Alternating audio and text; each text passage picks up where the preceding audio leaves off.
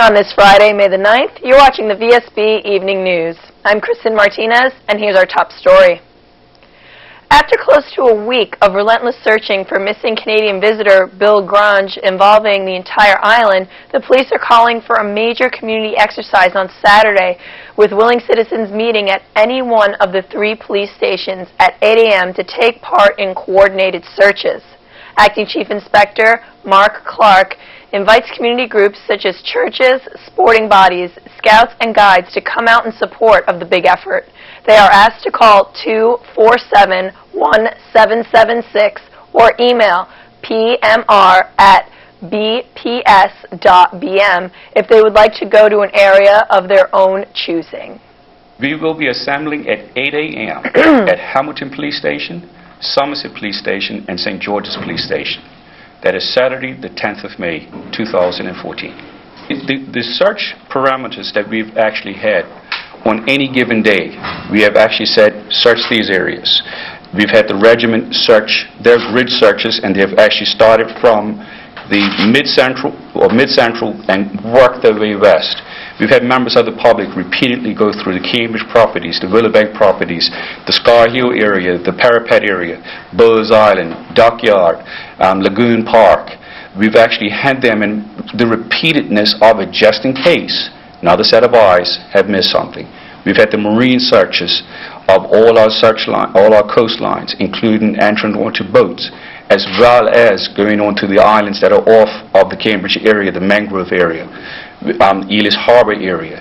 Any area that we think that may be accessible by Mr. Grange, we have actually had people repeatedly go over it just in case they've missed something. And at this time, I'd like to thank the Bermuda Regiment, Customs, the Prison Department for coming out. The Nursing Association, I've said it earlier, that Kathy Oldboy has been out every night with our nurses. The Bermuda Regiment embodied on Wednesday for the training camp and ran about searching. The Customs and Prisons have volunteered. They are searching. Members of the public, Mr. Gordon Otterbridge, he has been a friend to the Grange family and have taken them island-wide.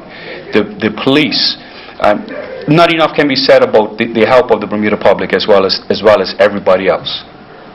Did the bus drivers who were out on the road that night be approached? The bus drivers have been canvassed. They have called in when they've had passengers who they think may have fit the description, and some of them have searched their memory to see if. We've actually had shopkeepers say that I think he might have come in and checked their security footage to see if in fact there is that. We've actually spoke to Mrs. Grange and said, well, did you enter into this shop? To see if the security footage would capture that. Health Minister Trevor Monitz was again able to give the island's beaches a clean bill of health after another series of tests today.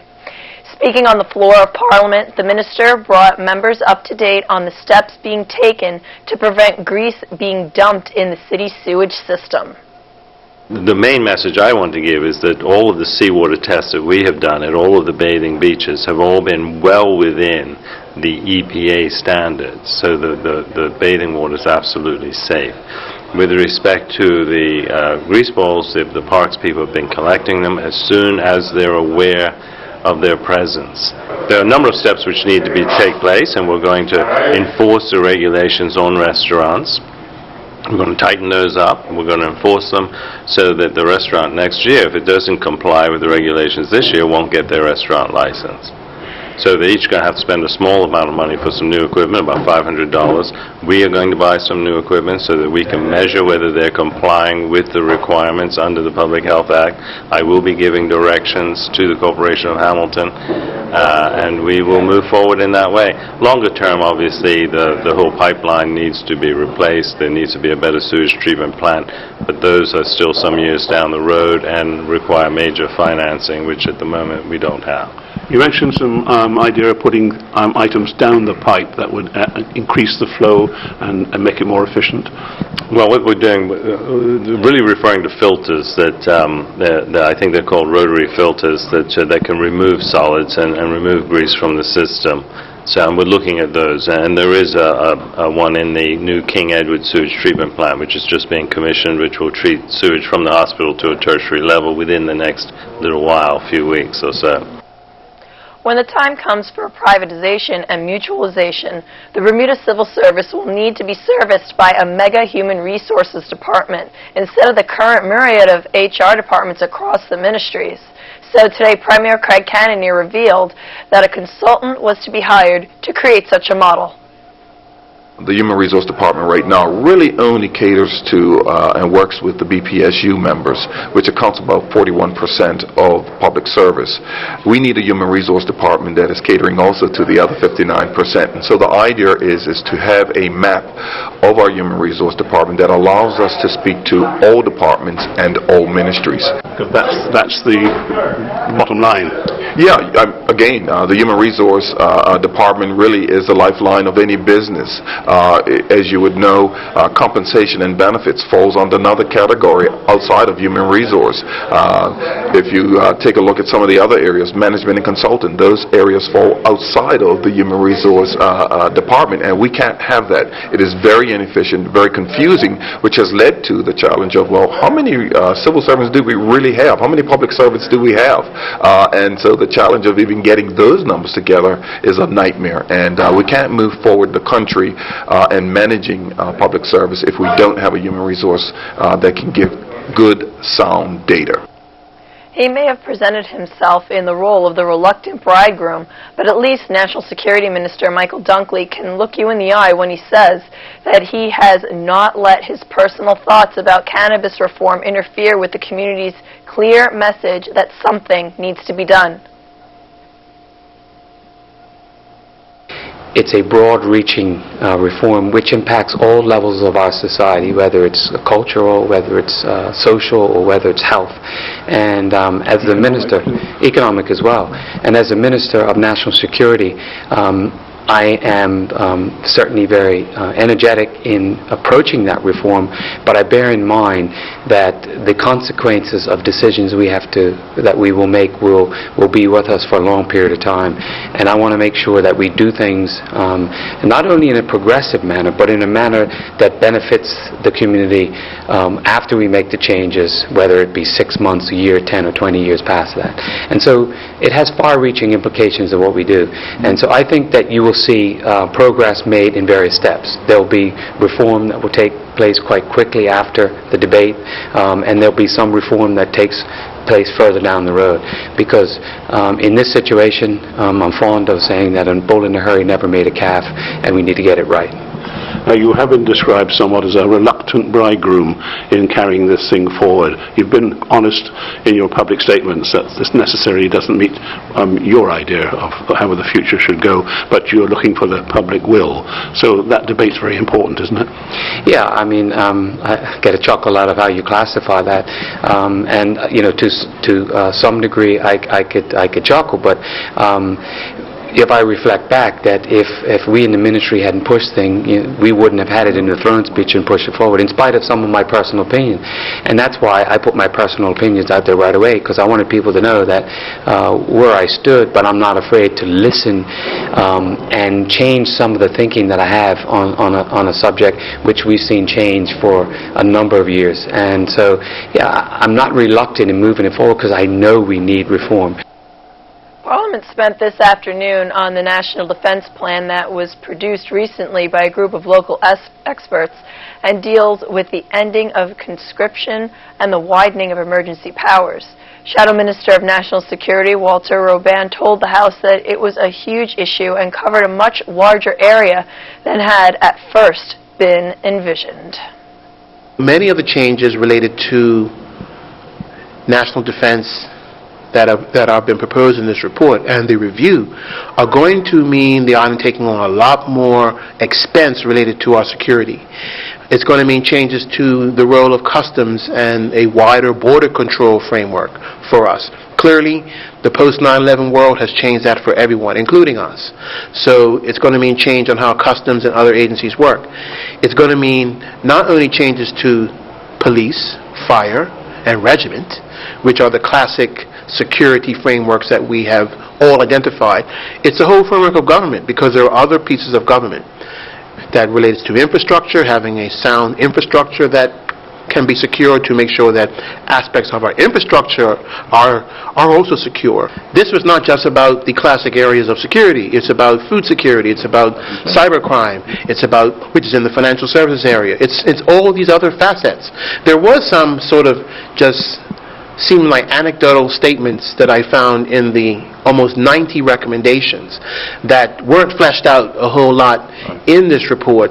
And I think that whatever the government does, it either asks the committee to provide further feedback on these particular details or go back to some of those agencies that they missed. Still ahead is Valentina with the weather preview. Thank you, Kristen. And few showers tonight, settled conditions tomorrow. Let's take a look at the radar. A few showers scattered through. Stay tuned for a full report later in the newscast. The weather radar picture provided courtesy of the Ministry of Transport on Vsb Tv 11. Save $2 on red ripe slicing tomatoes, only $2.99 per pound. Great on the grill, fresh Purdue chicken leg quarters, only $1.79 per pound. Multi-meal Tutti Fruttis or Apple Zing cereal, only $3.29 for a 12.5-ounce box. For your baking needs, Blue Bonnet margarine sticks, 1-pound box, only $1.69. Big savings of $1.31 on Libby's regular mayonnaise, 32-ounce jar, only $4.49. All stores open till 10 p.m. for your shopping convenience. You can count on us.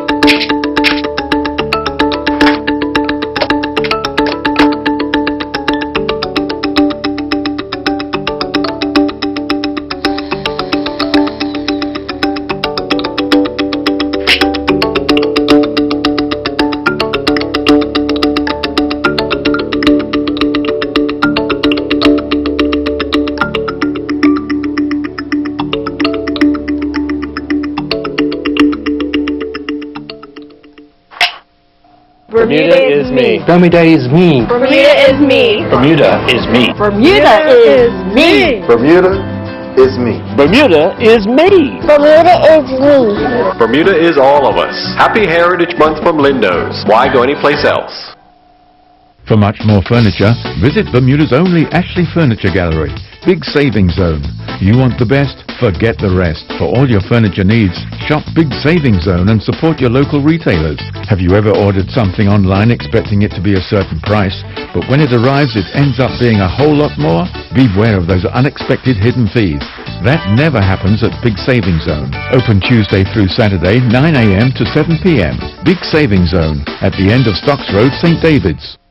Looking for a new workout? Need to lose weight? Move more, Bermuda, and dance it off with us at Bermuda Jazzercise with Valentina. You've seen us on Facebook, and your friends have told you you've got to try it. Well, now is the time. Check out our Facebook page, Bermuda Jazzercise with Valentina, or simply drop in at 5:30 any Monday or Tuesday at St. Andrew's Church Hall in Hamilton, across from HSBC Bank on Church Street. Come on down, get healthy, and have fun with us at Bermuda Jazzercise with Valentina.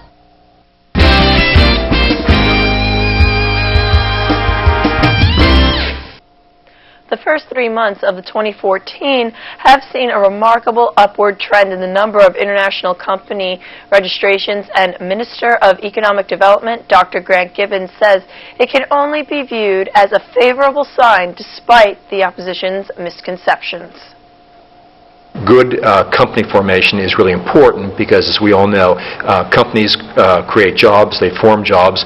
Not all of these companies, as I think the opposition was quick to point out, do hire people, but enough of them do. So this is a good trend in the right direction here. And I think the really good news was the first quarter results just for international companies was a 21% increase over the first quarter of last year. And of course, all of 2013 showed a very healthy increase over the previous few years. So it's good news. So you're laying a foundation, really, aren't you, from which will hopefully come companies that stay here and have staff and have offices? Absolutely. As we know, going back even to Dr. Archer back in the 1990s, it's a smaller percentage of companies that actually have a physical presence, as they say. But even companies that exist more on paper, or maybe a securitization or sort of a special purpose insurer, all of those create business here in the sense that they may be helping to hire people in law firms or accounting firms, and there are companies that are specializing in that area, and they hire people as well, like Nafila, Horseshoe, and others who actually do have physical presence here. So all this is very positive. And I think the bottom line here is that we're seeing increased confidence in Bermuda as a jurisdiction to do business. We're coming out of obviously a very difficult period of years, so I think this is good news. It's in many respects an early indicator of very positive growth. If Saturday's first ever open house tours of 7 special locations in Bermuda, ranging from Dockyard to Fort St. Catharines, is a success, Heritage Director Richard Lowery is hoping to make it an annual occasion and thus bring more interesting and historical properties to the notice of Bermudians and visitors. Climbing to the top of the tower of the Anglican Cathedral is a case in point. Well, hopefully we're going to get some good weather, and I urge you, particularly I guess with the cathedral side, because I don't think many people know that you can walk up. There's 155 steps will take you up to quite a large plaza at the top of the tower of the Anglican Cathedral in Hamilton, and there you get some really terrific views of the city and most of the central parts of the island. So that's also something you don't often get a chance to do. Yeah, normally it's you can go in on the weekdays, but again, most people are busy during the week. But on the weekends, I urge you to take advantage of this opportunity. We've got a full list of the sites available on the Planning Department website, which is www.planning.gov.bm. On the front notice board of that website, you can download a PDF with maps, opening times, and just some general information of all the sites that have chosen to participate in Open House Bermuda. Will there be people at the sites to talk to? Yes. So in particular with our member of Community and Cultural Affairs, Louise Tannock, she'll be manning the Anglican Cathedral. Park staff will be manning their 2 sites in St. George's. Again, with the museum staff at the National Museum, and then I'll be giving my tour, as Mr. Bascom at Westover Farms will be on hand, and the National Trust will be at the Devondale property. A wonderful day. Not the first time you've done it? It's the first time I think we've had it held in Bermuda, and this is a good test case to see whether it's successful, and then hopefully we'd like to take this on make it an annual event, and maybe look at some different venues that we can start looking in and perhaps allowing the public access to some of the sort of more iconic buildings on the island. Now here's a look at the daily markets presented by Bias.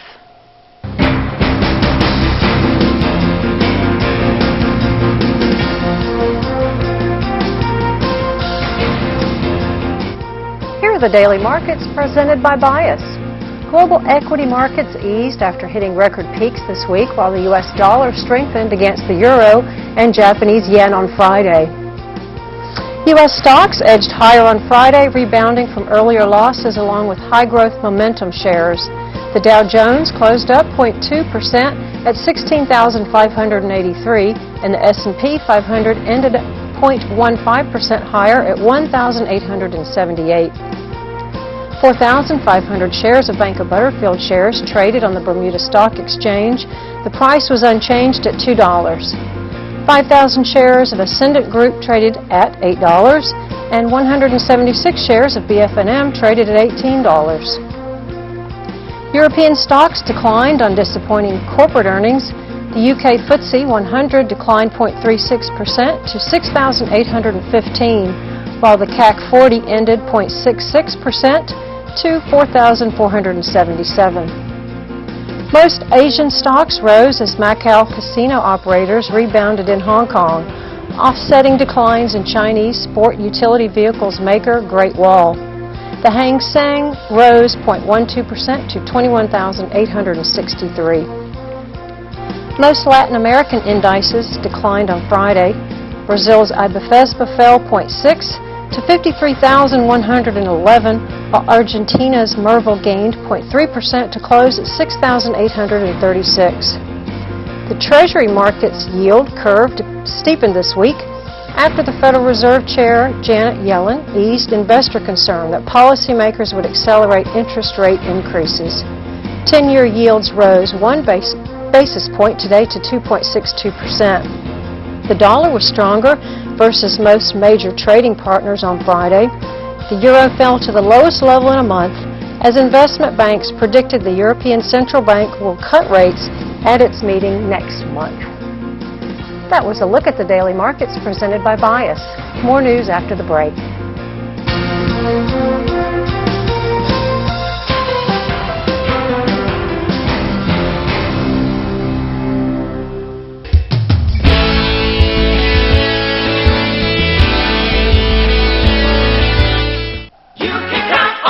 Delicious in the slow cooker, fresh XL pork shoulder roast, only $3.99 per pound. Save $4 each on whole seedless watermelons, $10.99 each. Save 85 cents on Heinz ketchup, 20-ounce easy squeeze bottle, only $3.29. The Snack for Life La yogurt, all varieties, only 99 cents for a 6-ounce tub. Save $2.30 on your choice of regular, diet, or zero Coca-Cola soda, 6 packs, only $4.99. All stores open until 10 p.m. for your shopping convenience. You can count on us. Feeling powerless over your energy bill?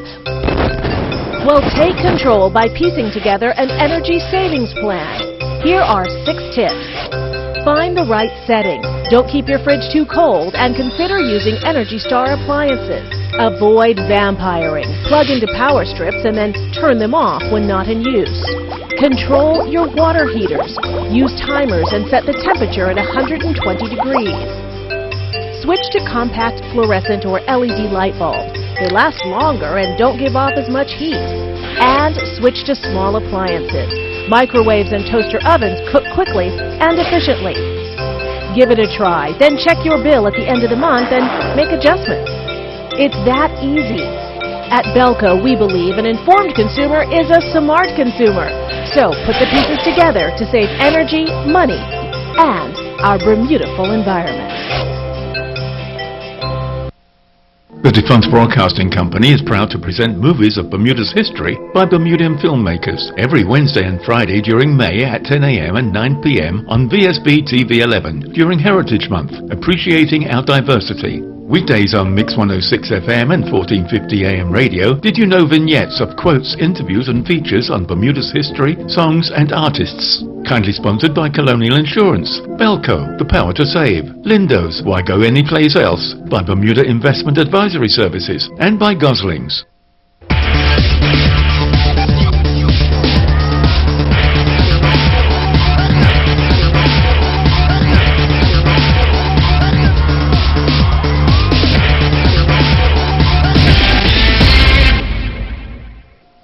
The wait is finally over. The Bermuda Cricket Board's 2014 season gets underway tomorrow with 4 preliminary rounds, Belco Cup matches on tap. Bay hosts Somerset in the game of the day. Stars are at home against St. George's. Cleveland face the Wreck at Rangers Oval. Bridge entertain Willow Cuts. The captain of Somerset Bridge, Noel Wood, said that he and his team is excited to be in the tournament for the first time. Being that it's the first time that we're actually in the competition, we're just looking to, make a good show of ourselves, include some of the youth from our community, and just try to do as good as we possibly can. Have a good show, Excellent opportunity there. Yeah. We've started a youth program this season. We've started a 6-man committee, and we're looking to raise funds and just every season do more positive and better things. So like Devonshire Rec in a rebuilding process. Yes, in a rebuilding process. 5-time Bermuda Day Marathon champion Chris Iswanek is still indecisive as to whether he will compete this year or not due to a back injury. But who does he see winning the race in his absence? VSB Sports asked him in the second part of an interview, does he feel that Tyler Butterfield will retain his title, or will Lamont Marshall, Chase Smith, or Stephen Allen capture their first title? I think, you know what, so much can happen in that race. I think any one of those guys you just named amongst a few others could be right in the mix. Tyler's obviously the strongest athlete in terms of his endurance, given what he's trained to do, being out there for 8-9 hours at a time. Lamont has all the national records over the middle distances.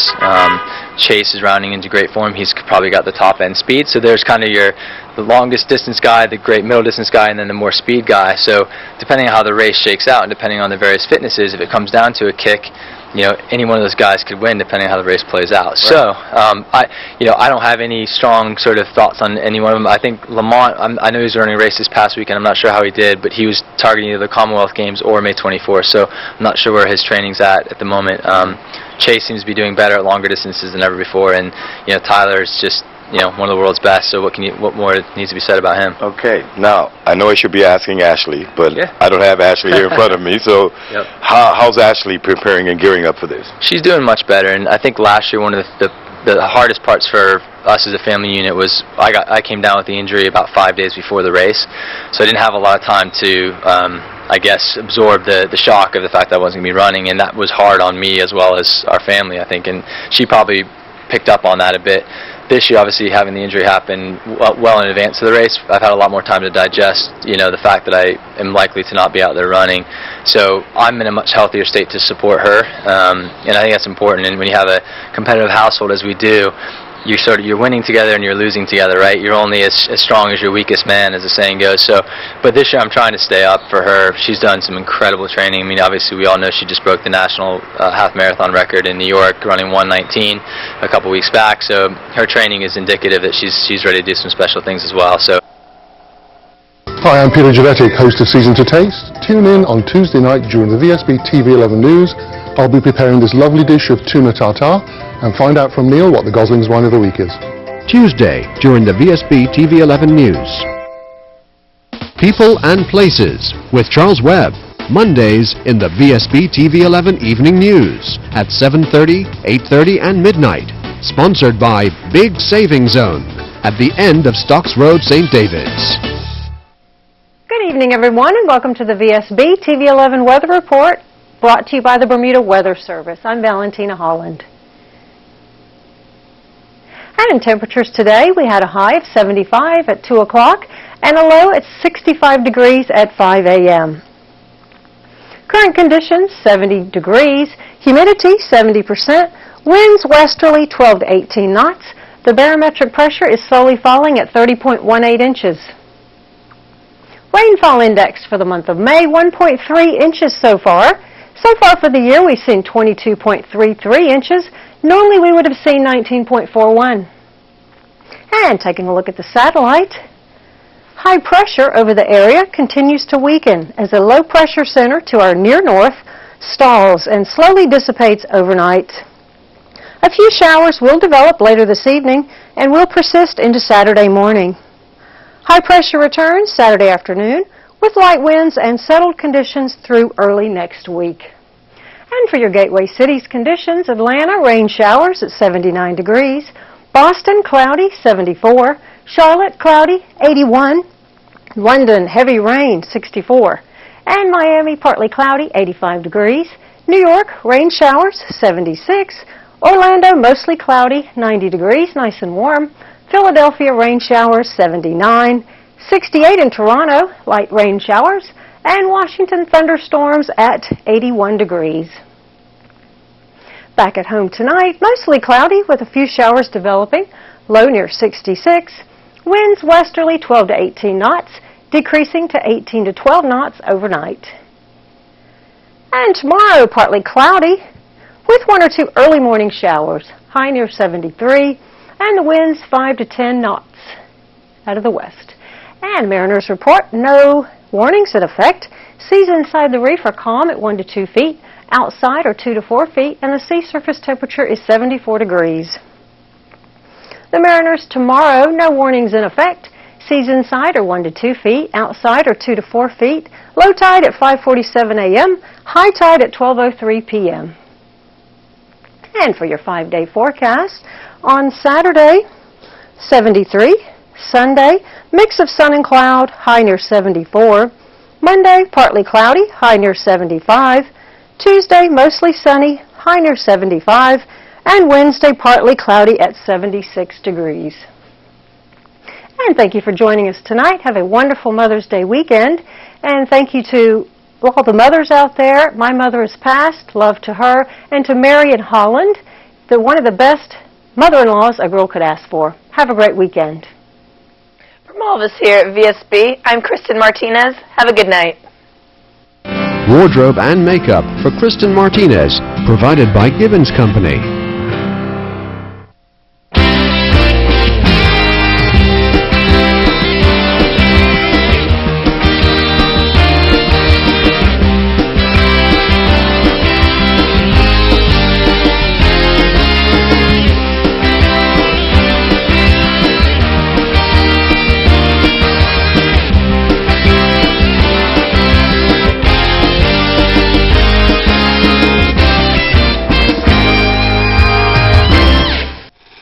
VSB TV 11, Bermuda.